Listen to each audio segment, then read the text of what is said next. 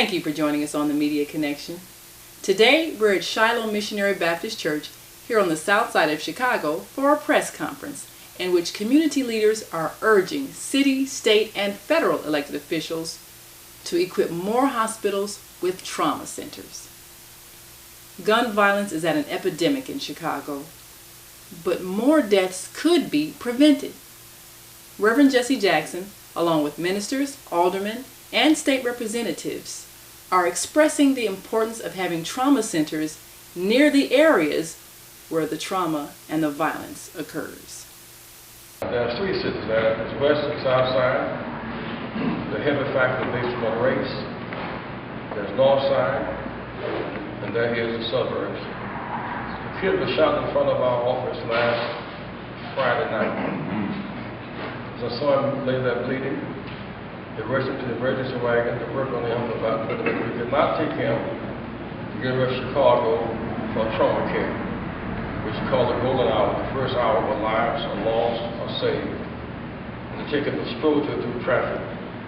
And that was about, according to Sun Times, about 32,000 blacks die a year for lack of access to medical treatment. And so we have someone we can work with, Dr. Klein, others on the issue of we need a trauma unit. Trauma on the near north side, we have the least trauma, we have the most trauma units. Here we have the most trauma, we have the least trauma. We need help. So we're calling for a plan, a comprehensive plan for reconstruction. I want for the client to address quickly the issue of trauma, beyond this issue of the role of the HUD to play in reconstruction of public housing. Studies have shown that those first few minutes after a person has been seriously injured are critical to saving that person's life. If it takes too long to get the person to the hospital, how can we save lives?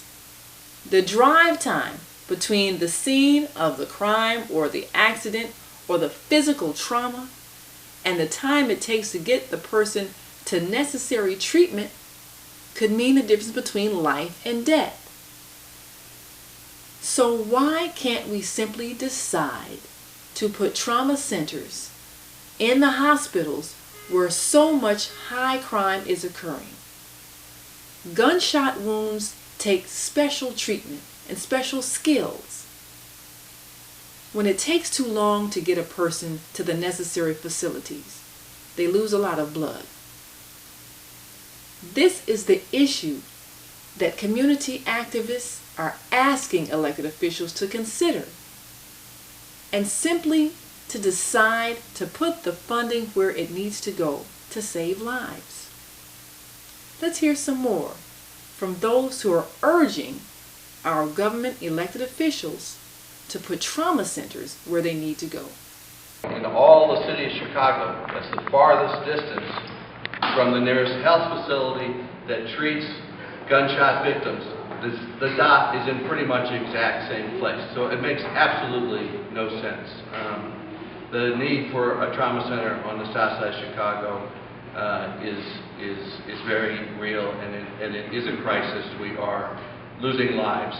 Studies have shown, several studies, that ambulance drive times, as Reverend Jackson said, the first hour of care is the most important. And studies have shown that ambulance drive times are costing people's lives on the south side. So the way it works is that there's a trauma center at Stroger, as Reverend Jackson mentioned. There's a trauma center at Northwestern, and there's a trauma center at Advocate Christ. So you've got these three trauma centers, and guess where the gun violence is happening? Right here. So the distance from the nearest trauma center is as far as it can be in all of Chicago. You cannot talk about a trauma center on the south side of Chicago without talking about the University of Chicago Medical Center. Why? Because everyone in this room knows that that's the medical center that has by far the most resource of any medical center on the south side. They have to be not just a willing member of the conversation, but an active and aggressive member of a regional solution to get a trauma center on the south side. When we first started working on this a couple years ago, people were not aware of the issue. There were people who said it wasn't an important issue. At this point, because of the awareness has grown, there is a consensus and a growing urgency on the South Side to make this happen. And it's groups exactly like this that can apply the pressure to institutions like the University of Chicago. The Department of Housing and Urban Development is celebrating its 50th year in existence, and since President Lyndon Johnson signed the bill that created this department, there has been a lot of urban blight. What will it take to give power to HUD, Housing and Urban Development, in order to develop what we need in our urban communities? Dr. Reverend Leon Finney is a well-known figure in Chicago, not just because of his church activities, but because of his activities as a developer. Building new houses, building new businesses, these are things that create the jobs. So how can we begin to develop these areas where there are boarded up buildings and vacant lots and places that cause crime to fester? I think that Reverend Jackson has eloquently addressed the whole issue of what we can do in the Justice Department and the police to arrest the issue of guns coming into this city. However, that alone will not solve the problem. We're at this moment on the brink of celebrating the 50th year when President Lyndon Baines Johnson, August 10th, signed into law a legislation that created the United States Department of Housing and Urban Development. It is that department that has the comprehensive mandate across these United States to actively engage in urban community development in urban areas like the city of Chicago. August the 10th, he signed it into law. It was just preceded by, obviously, the 1965 voting rights legislation. But the important thing is that HUD has the ability and the mandate to address this problem of urban decay and urban disintegration in the city of Chicago. We have to challenge the United States Department of HUD to live up to its mandate and provide the capital, the investment money necessary to rebuild the neighborhoods. As we rebuild the neighborhoods, jobs will be available, business will come back alive. So the critical question is, can we have the national resolve here at this moment in the city of Chicago to make it happen? We have two senators, one Mark Kirk and the other Richard Durbin, or Dick Durbin. They have to step up to the plate and make absolutely sure that there's sufficient money to make our neighborhoods come back alive and become safe. I can say this in closing, that there's no solution that we can create just by speaking out. We have to engage every element of our community. And one of them critical at this particular point is the United States Department of Housing and Urban Development. It can guarantee mortgages, and it can make sure that banks have the support in order to loan a person money in order to renovate a foreclosed house. They can do all kinds of things. That's why the United States Department of Housing and Urban Development was created. It's not supposed to be just a shadow of FHA. It's supposed to do everything it can in order to help rebuild urban America. Second Ward Alderman Bob Fioretti makes a very significant point that we need to have an urban agenda.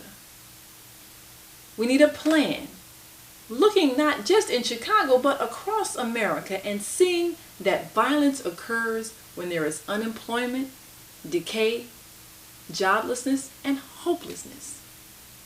Why can't those who have been elected to public office simply create a plan for urban renewal? It makes sense. So, who do we need to talk to make this happen? Clearly, we have a crisis here in our city right now, and this weekend just exemplified it. And we can do better. We have the resources when we want to have resources to build parks, to build a privately financed, for private use, a stadium in McCormick Place. We have ways to do that. We can put our children to work. We've had programs in TIF. We have the money if we want it. We need the political resolve. When we deal with 80,000 vacant homes and lots, but we can put people as under an aggressive urban agenda to train people, to put people into how we clean up our houses, how we clean up our neighborhoods, and then we have a new house. We have 18,000 homeless kids in our Chicago public school system. That alone we ought to be able to find ways to house them and create houses for them. We have enough in the areas that are under perpetual attack, where our people, where our folks and our people are all suffering almost from some kind of trauma mentally. When our children see their schools closed, and then a week later the house across from them is boarded up, they know something's wrong. We can't let them lose hope. We need to restore hope. We need to create an aggressive urban agenda with everyone here and what we talk about and move forward for the city of Chicago. State Representative Mary Flowers is a powerhouse down in Springfield. She creates legislation that makes sense. The question is, will her colleagues join her in creating the kind of climate in Chicago that can generate revenue? We need trauma centers, but we also need the financial structures that will generate the kind of revenue that creates jobs. What do we need to do to make that happen? Perhaps we need to take a look at the banking system. We need to take a look at so many financial institutions in our communities. Are citizens really being helped? And what do we need to change in order to change this environment of hopelessness? Mary Flowers has certainly done her part. Now we need to urge other elected officials to also have a vision of how we're going to change the conditions in our urban communities. As Reverend stated, I have legislation and have had it for a couple of years now in regards to financial transaction tax being one, because there are some business people that, because they have a faster computer, they get to bid on certain commodities much faster and cause everybody else to pay higher. That's number one. Number two, North Dakota has had its own bank since 1909, and they don't have the problems that we have here in the state of Illinois. Other communities, other cities, or other states are talking about having their own bank as well. Illinois, we should have our own bank. If we had our own bank, we would not have to be depending on the rules of the federal banks in regards to what we can and cannot do. We could fix up our own homes. We could expand our own communities as far as jobs and education is concerned. Also, if we had a single-payer health care, that would mean that all hospitals would have to comply to certain rules, to the same amount of rules. But more importantly, if I may say this is not Afghanistan, this is Chicago, the city of Chicago. And if this was Afghanistan, they would be talking about, once that war was over with, whenever it's going to be over with, they would be talking about rebuilding. We have been in a war since the very beginning. In 1965, when we had the aid to families with dependent children, the rule was that the fathers had to leave the home in order for the mothers to get the money. That was the law. And the women couldn't get jobs, and we couldn't get educated. And so when you think about the years that families has been fragmented in regards to being on aid, where the fathers couldn't be there, the fathers had to leave, the mothers couldn't work. And then when parents tried to get jobs, the jobs were low-wage jobs. Then the factories closed. And as Reverend stated, the schools closed. And the jobs left that was around the schools. So when you look at what has been happening in our community, we haven't even discussed mental illness in our community. And you're right, Reverend, our community is in shock. If this was any other type of community, help would be put in to try to address the problems of these children. They're not being able to get their medication, and people haven't even diagnosed them as being sick. But there is a problem here, and it needs to be addressed, and not fragmentedly. We need to talk about reparation. And part of, usually the students that's educated in college, they're not out here shooting. They're not angry. There's something inherently wrong in our community that's not being addressed. You cannot continue to walk on by us as if we don't exist. We are living in a war zone. The elderly people, just 10 years ago, It was headlines that elderly people were found dead in their homes because they were afraid to open their windows. They could not afford air conditioning. The kids couldn't go to the park. So what if you expand the parks, fix them up? The kids are afraid to go. Parks do not create jobs. Playing basketball do not create jobs or provide opportunities for families. We are talking about men and women that want to protect their children. And in order to do that, we must have a home. In order to do that, we must have a job. In order to do that, we must be educated. Our lives is not to be played with. We are not statistics. All of us have kids and grandkids and family members that we love. I'm calling on the governor, I'm calling on the mayor of the city of Chicago to come and meet, and let's talk about what we could do. We live in this community. Ask us what we need in our community. Don't tell us. We do not need the state police. We do not need the National Guards. They will not bring jobs. They will not bring money. They will not create education. They will not create opportunity. That's what we need in our community. The same thing that other communities have. Right a few doors down, a few blocks away from me is Beverly. They do not have the problems that we're having in our community. Downtown City of Chicago, I remember when downtown City of Chicago, parts of it looked like it was a dump. Look at it now. Changes can be made if you respect the community, if you respect the people. We want to be respected.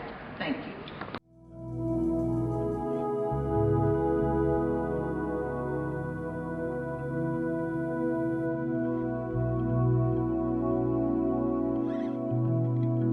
People who are in spiritual disorder need more than advice. We continue to offer good advice. We're overwhelmed by the flow of guns. That's where the FBI has a role. The guns are made in Barrington, Flush Barrington, and they're made in downstate Illinois. We're the #1 state in the country on making high-powered rifles. They're coming in from Kentucky and from other states across the border. The FBI, not parents and advice, can stop that flow. The drugs are flowing and they're not grown here. The drug cartels are here. Ministers doing their best, standing on corners praying, cannot stop the flow of drugs in, guns in. 90,000 jobs lost in NAFTA zone. 90,000 jobs are kind of lost. Drugs in, guns in, jobs out.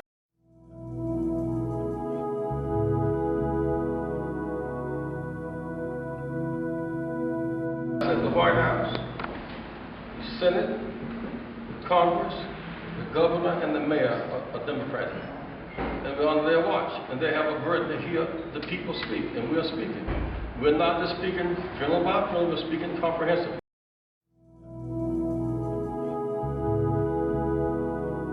Yes. Well, you know, Yes. we had 1,000 shootings this year, almost 200 killed this year. People who are empowered to stop the flow of guns are not stopping them. I'm not convinced the police can stop the flow of guns made in Barrington downstate. That's what we need. The FBI has a role to play. It's not played this role. And so we've not seen the gun bust, a drug bust. Our children cannot play. Our adults cannot walk the streets. We cannot have church at night. So we're crying out the FBI must intervene. That's a thing must happen. Secondly, if we can find the money, and necessarily so to help the children on the border, $4 billion. $2 billion can come to Chicago. The same kind of money to make where we live livable and safe and secure. We deserve safety. We're not getting safety. And the banks that violated us and made money off our misery will bail out. We're locked out. These institutions have a role to play in this, and they're not playing their roles. The convening of them must happen. I think that just having another shifting police to certain zones is not working. We need to go another way.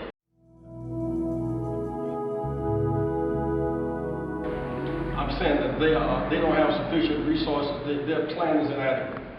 Just shifting police around while closing schools, while hospitals close, and trauma units close, and grocery stores close, and drugstores close, and housings are abandoned. Obviously, shifting police around is not enough. That's not a police remedy to that. I'm only reluctant to kind of name call it. It's an easy headline to challenge them except that the mayor has a role to play in this. And his plan has not worked because he's been overpowered by the gun drug flow. And they're not coming from Chicago. We're not dealing with gun and drug manufacturing in Chicago. Drugs in, guns in, jobs. I'm really appealing to you as partners in this process, looking at, and now we need an urban policy. Every day I pick up the paper here. Where's the president's foreign policy? Where's the domestic policy? Right.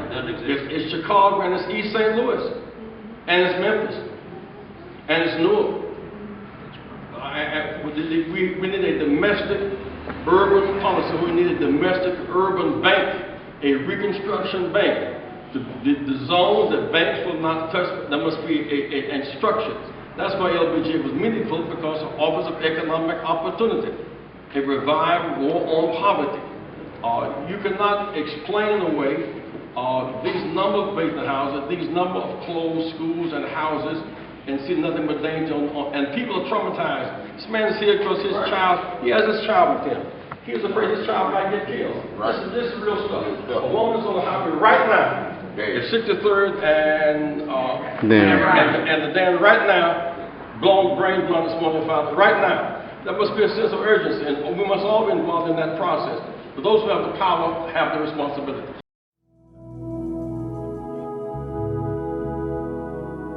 Well, but what happens is when you destroy 80,000 homes through chicanery and bank exploitation, houses destroyed, jobs lost. The best homeowner stands at his home and shot on the doorstep because of the drugging. He can't stop drug flow. Los Angeles did not ask for a handout when its housing project was falling apart. What they did, someone came in and invested into the community because they respected the community and they created jobs. So you don't hear about Los Angeles anymore. The same principle with New York. There's more people in Los Angeles, more people in New York, and they don't have the problems that we have. And what we have in our communities, we have families and parents that are traumatized. Yes. They're afraid to talk. The media and the law is saying, hey, come and tell us what's going on. But who's going to keep us safe? Who's going to stop the violence?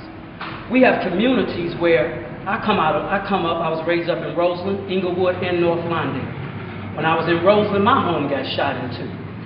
So this is something that's very dear to me. And one of the things that I notice in our communities that's allowed to go on, not just the lack of opportunity and resources as it relates to economic growth, but also when we talk about safety and our children being able to just simply walk down the street. That's right. That's a problem. That's right. If my child can't walk down the street, then we look at, okay, who's responsible for that?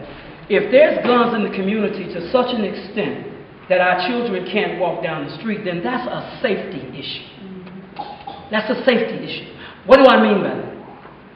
When my son and I, in all of these communities where the violence is on the rise, and I'm saddened by it because it's a part of me. It's not my child. It could have been my child. That's right. But it's not my child. But my question to the politicians is this, and to the police department, and to the mayor is this. If it was your own community, what would you do? Would you provide the resources? Would you shut down and deal with the safety issue? Would you allow a weekend to go in your community, and I'm talking ethnicity now, and allow 82 shootings, 14, 15 homicides? Where's the sensitivity in the hearts of the politicians to really make a difference in this area? Because at the end of the day, safety is the issue for my child. That's right. And then when you got a parent that's saying at all costs, I'm going to keep my child safe. Right. Because that's what's happening now. That's what's happening. If you can't keep them safe, I'm going to keep my son safe. Keep him safe. So I'm asking the politicians, and I'm asking the mayor, and I'm asking the police, when we talk about going into the community, just to me for just one more minute. We drive through the communities, we come after the fact.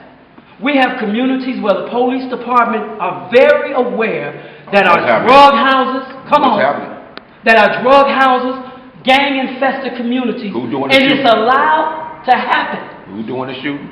People got to, people are trying to get resources because the economic opportunity is not there. But at the end of the day, there's still a responsibility to the community, to the families within the community, because everybody in the community is not selling dope. Everybody in the there's hard-working people in these communities. Thank you for joining us on this edition of The Media Connection. We urge you to get involved.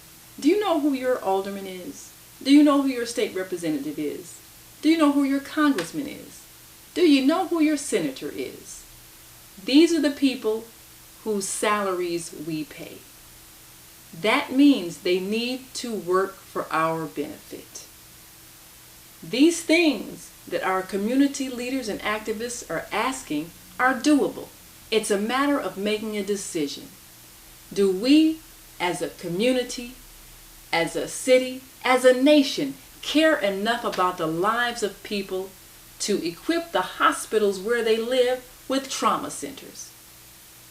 Do we really want to make life better for those who are suffering? It's a decision. So we urge you to get involved. Call your elected officials. Ask them where they stand on these issues. We need an urban agenda, and we need to collectively work to make it happen. I'm your host, Naima Latif. We'll see you again next time on The Media Connection.